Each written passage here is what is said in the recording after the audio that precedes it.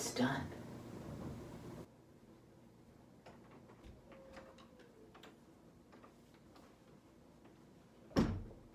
Jefferson and Hamilton, in the same place at the same time. The two who argued tooth and nail on a seemingly endless amount of politics. And me, their biggest fan. I'm going to use this machine to travel back in time to a moment where the two were arguing, to see them in action.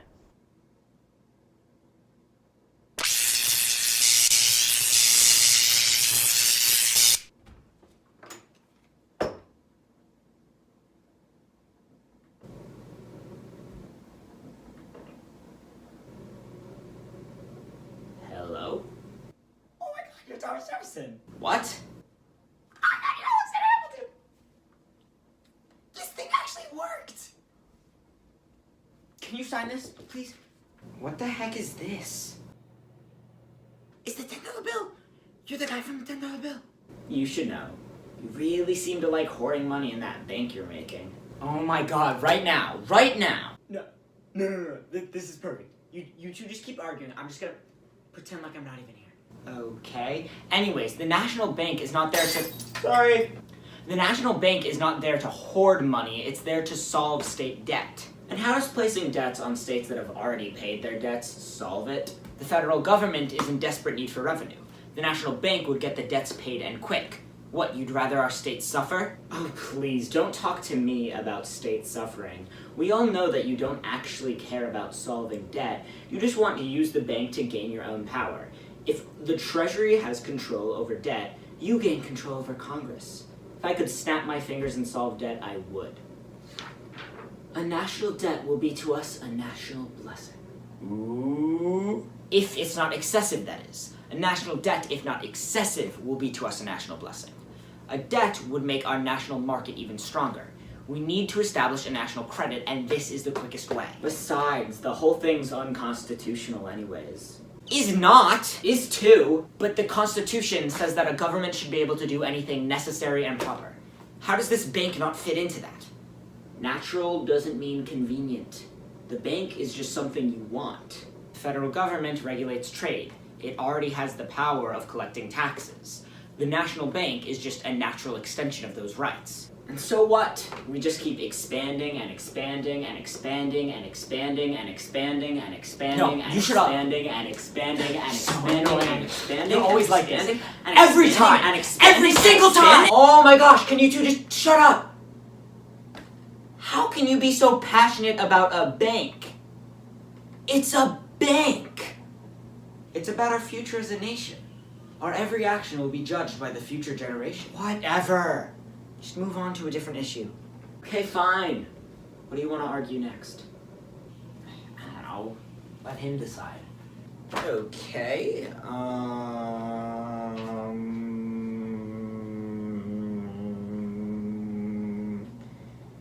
Wow, you guys argue about a lot of things. Popular rule, sure. Mobocracy. The principle that our nation was built on? I have such reliance in the good sense of the body of the people and the honesty of their leaders that I am not afraid of letting things go wrong to any length in any cause. Why? People's views are tainted by their own self-interests, and even if they act completely unbiased, the average citizen doesn't have the intelligence to understand politics. I believe in the intelligence of the common man and their integrity to do research before picking their candidate.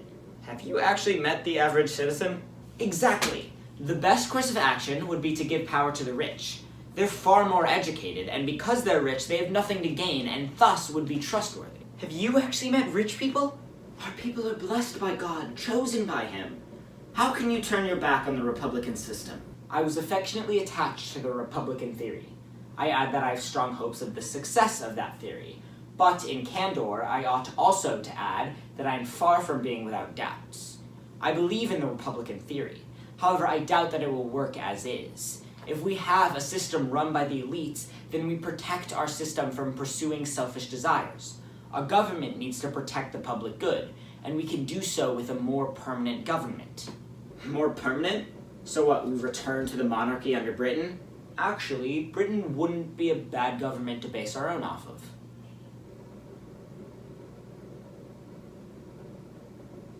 What? Britain! The country we fought to get away from. It is her government which is so corrupt, and which has destroyed the nation.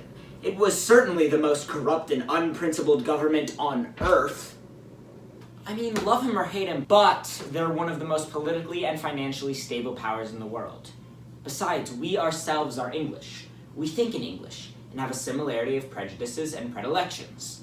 Thus, we should model our government off of theirs. But a strong central government will never work. America is too big to be ruled by one system. How do you expect a government to rule over 13 whole states? What? Sorry, I just forgot how small America used to be. What? Anyways, the uncooperation of these states is why we need federal power. The stronger our central government is, the better equipped we are to rule over the people. The states would be most useful as subservient aiding powers. They're not meant to question our central government. We wouldn't want another AOC, would we? Wait, isn't she like a modern politician? The Articles of Confederation? Articles of Confederation. That makes more sense. Actually, I do think we should have kept the Articles. Of course you do! Because they made the central government virtually powerless. Because it made the central government do the only things it should be doing. Managing nationwide and foreign affairs. Which it was unable to do, because the Articles of Confederation put all the power into the states. A strong central government is able to actually prevent domestic fightings. But under the AOC, states were placing tariffs on each other. So we amend the AOC a little bit, but keep it roughly the same. That's the best course of action. No, we took the best course of action.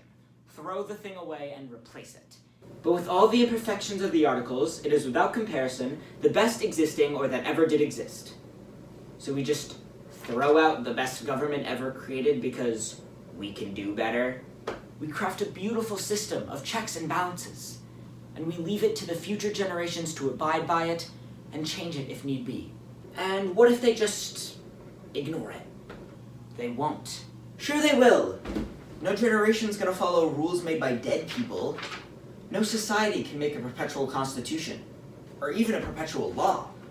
It's impossible to craft a constitution that'll be upheld. Heck, I bet we can't even make a law that carries from generation to generation.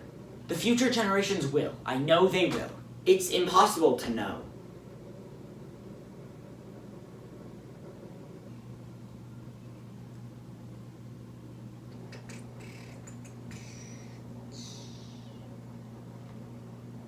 What's up? Hey. You're from the future, aren't you? Yeah. So that means you could tell us everything, doesn't it? Well, I'm not sure if I'm allowed. I don't think I'm allowed to, fabricate space-time and everything. Oh, come on. You can tell us something, can't you? You have to tell us. Tell us.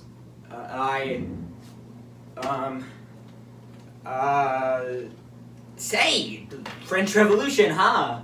The fight for freedom from tyranny. A glorified riot. Oh, you would. Oh, you would. We signed a treaty with France during the French Revolution to start another war. Are you crazy?